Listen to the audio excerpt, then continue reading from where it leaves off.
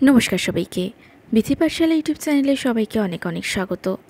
আপনারা সকলে আমার পাঠ করা ভৌতিক গল্পগুলি শুনতে খুবই ভালোবাসেন, অনেক ভালোবাসা দেন।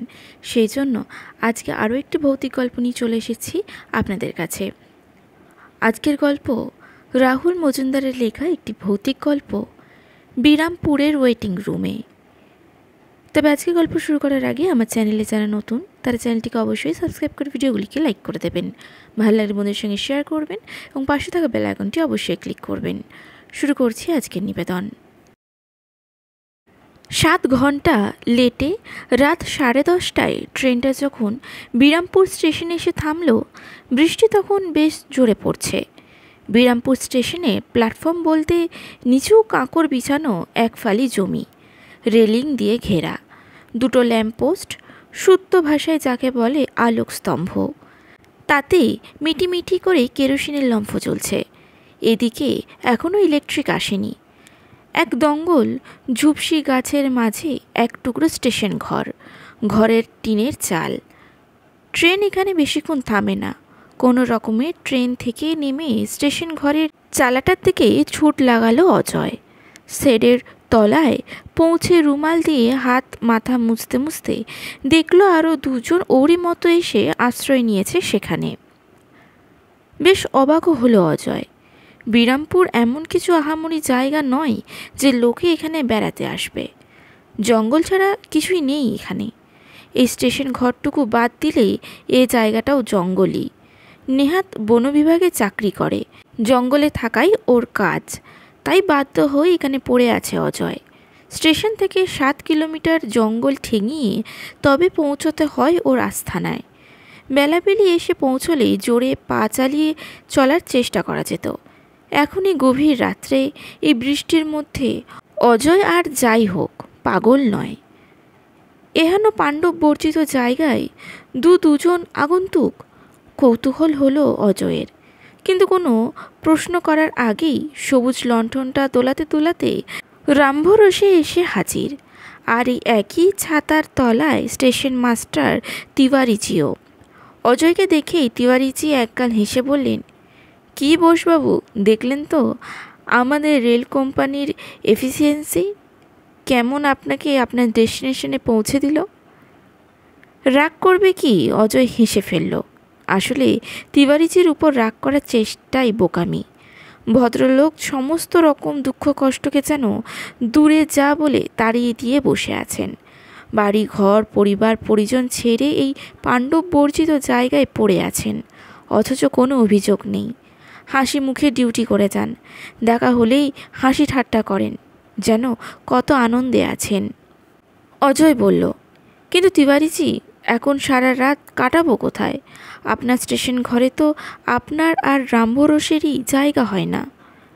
আরে ঘাবড়াচ্ছেন কেন?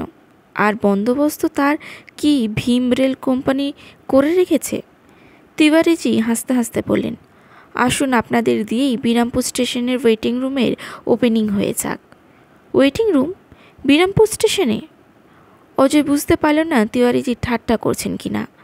বেশ কয়েকবার ওকে এই স্টেশনে আসতে হয়েছে, কিন্তু ওয়েটিং রুম তো চোখে পড়েনি কখনো, অবশ্য প্রয়োজনও হয়নি। অজয় দেখল আশ্রয়ের আশ্বাস পেয়ে বাকি দুজন যাত্রীর চোখে মুখেও বেশ চকচক করে উঠছে। স্টেশন মাস্টারের ঘরের পাশেই আরেকটা তালা মারা দরজা ছিল। রামভরসে সেটা খুলে দিল। ওরা ঢুকে যেতেই তিওয়ারিজি বলে উঠলেন, रुक जान, ए रामभरोसे तनिक बत्ती तो ले आ। इस अंधेरे में बाबू लोग अंदर कैसे घुसी? রামভরসে 3 মিনিটের আরেকটা বাতি জ্বালিয়ে নিয়ে এলো। দরজা খুলে ঘরে ঢুকতে ঢুকতে তিওয়ারিজি বললেন, gentleman, I cordially invite you to inaugurate the waiting room of the famous Birampur station. Welcome, gentlemen. হাসতে হাসতে সবাই ঘরে ঢুকলো। কথাগুলো না বুঝলেও রসিকতাটা বুঝতে পেরে রামভরসে দাঁত বের করে হাসল। অজয় লক্ষ্য করল, ছোট হলেও ঘরটা রাত কাটাবার পক্ষে যথেষ্ট। এমন একটা আশ্রয় এই জঙ্গলের মধ্যে এই ঘোর দুর্যোগে জুটে যাবে কল্পনাও করা যায়নি। সবাই হাত পা ছড়িয়ে বসে পড়ল। তিওয়ারিজিও বললেন, রাত মে তো ওর কোনো ট্রেন নাই, আমি ভি আপনাদের সঙ্গে রাত কাটাবো। এ রামভরসে, जा जाके स्टेशन घर बंद करके तू भी यहाँ आ जा, साथ में बिस्कुटा टिन भी लेके आना। রামভরোসে যখন বিস্কুটের টিন নিয়ে এসে দরজাটা বন্ধ করলো, বৃষ্টির জোর তখন আরও বেড়েছে। ঘরটা ছোট বলে একটা আলোতেই মোটামুটি ভালোই হয়েছে। তিওয়ারিজি বিস্কুটের টিনটা খুলতেই অন্য দুজন আগন্তুকের একজন বলে উঠল, আমাদের সঙ্গেও খাবার আছে, আসুন সবাই মিলে ভাগ করে খাই। এতক্ষণে দুই সহযাত্রীর দিকে ভালো করে তাকালো অজয়।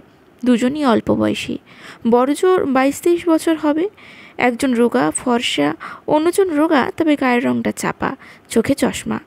তিওয়ারিজি আগন্তুকদের দিকে তাকিয়ে বললেন, আপনারা বোসবাবু কা সাথে এসেছেন? জঙ্গল দেখবেন? জঙ্গল দেখতে এসেছি, ফর্সাজন জবাব দিল, তবে ওর সঙ্গে আসিনি আমরা। ও বিলকুল আনজান আদমি। তিওয়ারিজি বললেন, कोई बात नहीं, जान पहचान হয়ে যাবে। আমি রামদাস তিওয়ারি, এই স্টেশনকার স্টেশন মাস্টার, আর ইনি হচ্ছেন বোসবাবু, Ajay Bose, forest department officer. আমার নাম অঞ্জন লাহিড়ী, ফর্সাজন পরিচয় দিল। আমি গৌতম কুণ্ডু, আমার ছেলেবেলার বন্ধু আমরা। চশমা পরা জন বলল, এই অঞ্চলে একটা বহু পুরনো মন্দির আছে না, সেটা দেখতেই আসা। হ্যাঁ হ্যাঁ, আছে বটে একটা মন্দির, অজয় বলল, কিন্তু সেটা তো গভীর জঙ্গলে। আমার আস্তানা থেকেও প্রায় 8-9 কিলোমিটার ভিতরে, আর তাছাড়া সে তো এখন ধ্বংসস্তূপ। যা অবস্থা, মন্দির বলে চেনাই মুশকিল। দুই বন্ধুদের চোকাচুকি হলো একবার। তারপর অঞ্জন বলল, বহু যতদূর শুনেছি ওখানে আগে বেশ একটা সমৃদ্ধ শহর ছিল, পাশেই ছিল নদী। তারপর একেবারে রাত্রে ভূমিকম্পে পুরো শহরটা ধসে যায়, নদীও সরে যায়, কিন্তু আশ্চর্যভাবে মন্দিরটা বেঁচে যায়। ক্রমশ জঙ্গলে ঢাকা পড়ে যায় জায়গাটা। তবে অনেক দিন পর্যন্ত ওই মন্দিরে লোকে পুজো দিতে আসতো। তার সেও বহু বহু বছর আগে হয়ে গেছে অনেক দিন। বলে থেমে সবার একবার দিকে তাকিয়ে নিয়ে থেমে থেমে বলল অঞ্জন, শুনেছি বিশেষ বিশেষ রাত্রে শহরটা আবার জেগে ওঠে, সেটা দেখতেই আসা আমাদের। কি বিদঘুটে শখ রে বাবা। অজয় নিজেও বেশ ডানপিতে, তবে ভাবল এদের সঙ্গে ভিড়ে পড়লে কেমন হয়। তাহলে আপনাদের শখও ভূত দেখার? তিওয়ারিজি বললেন, তো কবি ভূত উত দেখেছেন? আগে না, দুজনই হাসল। গৌতম বলল, আজ অবধি ভূত দর্শনের সৌভাগ্য ঘটেনি। অনেক জায়গায় গিয়েছি, বেশিরভাগই ধাপ্পা, নয় গুজব, বাকিগুলো চোখের ভুল। এবারে আর আপনাদের ঠকতে হবে না। কে কে বলল কথাগুলো? সবাই চমকে উঠল। অজয় দেখল একটা চেয়ারের আড়ালে দেওয়ালে ঘেঁষে ভদ্রলোক বসে আছেন।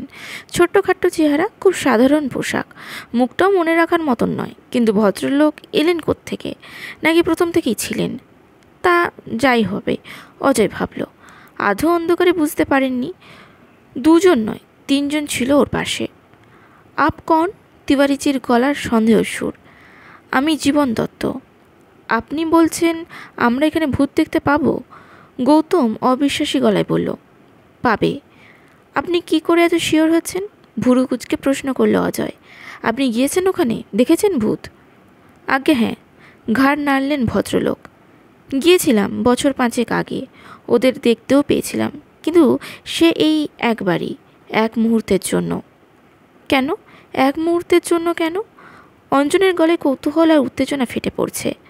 ভদ্রলোক কিছু বললেন না, শুধু মাথা নেড়ে একটা দীর্ঘ নিঃশ্বাস ফেলে বেরিয়ে গেলেন ঘর ছেড়ে, দরজাটাই না খুলে। রাম রাম বলে রামভরোসে মূর্ছা গেল। আজকে গল্পটি কেমন লাগলো কমেন্টে অবশ্যই জানাবেন। ভালো লাগলে লাইক করবেন, বন্ধুদের সঙ্গে শেয়ার করবেন এবং পাশে থাকা বেল আইকনটি অবশ্যই ক্লিক করবেন। নমস্কার।